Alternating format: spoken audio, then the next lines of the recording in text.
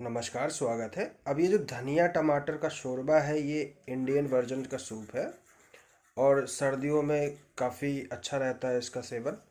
ये कई सारे लोगों को सर्दी जुकाम में फ़ायदा भी करता है ये सूप, धनिया टमाटर का शोरबा। अब लेकिन सबको फ़ायदा करे ये ज़रूरी भी नहीं है, तो एक बार कंसल्ट करके इसका सेवन किया जाना चाहिए।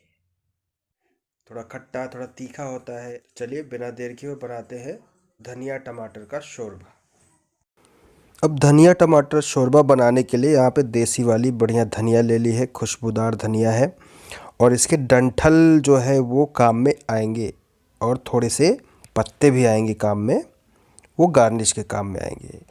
यहाँ पे हमने एक मीडियम साइज़ प्याज को चॉप कर लिया है और यह है लहसुन अदरक का पेस्ट। यहाँ पे एक हरी मिर्चों को हमने तोड़ लिया है। थोड़े खड़े मसाले लिए हैं, 1 इलायची, आधा इंची दालचीनी टुकड़ा, 2-4 लौंग और यहाँ पे देखिए 6-7 टमाटर हमने काट लिए हैं। हल्दी लगेगी, इसके अलावा थोड़ा जीरा, थोड़ी लाल मिर्च का पाउडर, ये कुटी हुई काली मिर्च, ये बहुत बढ़िया फ्लेवर देगी इस सूप को। तो इसके लिए एक गहरा सा बर्तन लेना होगा आपको और इसमें लेना होगा 1 चम्मच तेल।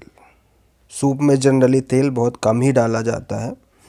अब इसमें ये हम खड़े मसाले डाल देंगे, इलायची, लौंग और दालचीनी, और इसमें डाल देंगे जीरा 1 छोटी चम्मच। मसाले भुनने के बाद हम इसमें ये डाल देंगे लहसुन अदरक का पेस्ट। पेस्ट डालने से अच्छा फ्लेवर निकल कर आता है, आप चॉप करके भी यूज़ कर सकते हैं। 1 मिनट लहसुन अदरक पकाने के बाद इसमें डाल देंगे 1 छोटी चम्मच हल्दी और आधी छोटी चम्मच लाल मिर्च का पाउडर। इसके लिए आपको टमाटर जो लेने हैं वो देसी वाले, यानी थोड़े से खटास वाले टमाटर लेने चाहिए। अब इसमें हम डाल देंगे ये प्याज कटा हुआ और हरी मिर्च। ने एक मीडियम साइज़ की प्याज काट लिए थे, इसको भी हम 1 से 2 मिनट के लिए सौते कर लेंगे।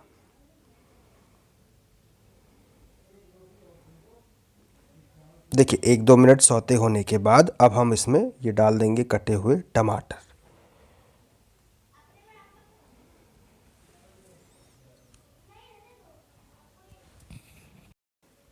और अब हम इसमें ये धनिया के डंडे डाल देंगे। ये इस रेसिपी का बहुत ही इम्पोर्टेंट पार्ट है।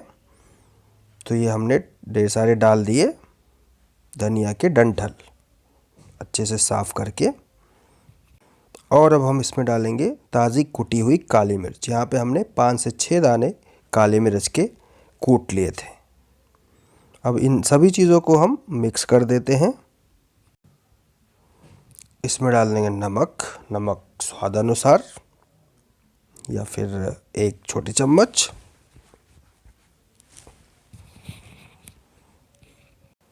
और इसमें डाल देंगे पानी आप जितना कप सूप बना रहे हैं उसका जस्ट डबल डालना चाहिए, क्योंकि ये पकाते पकाते आधा हो जाता है, रिड्यूस हो जाता है।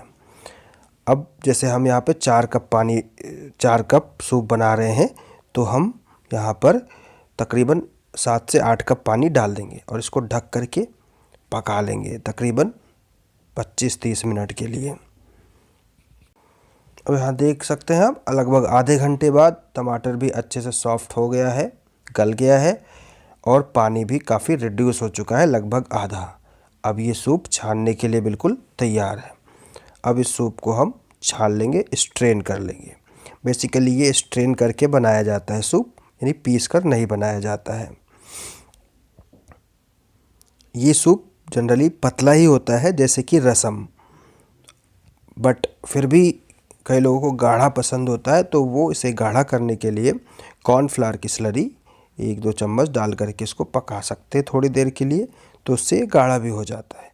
अब इसको हम दबा दबा के छानेंगे ताकि जो सभी चीज़ों का जो फ्लेवर है वो अच्छे से सूप के अंदर आ जाए।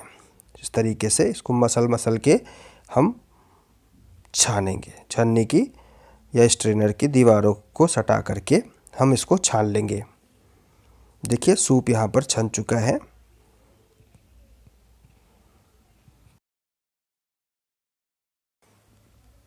तो ये सूप छन चुका है, सूप पूरी तरीके से तैयार है। इसमें मैं नींबू का रस नहीं डाल रहा हूँ क्योंकि ये ऑलरेडी टमाटर हमने देसी वाले लिए थे, खट्टे वाले।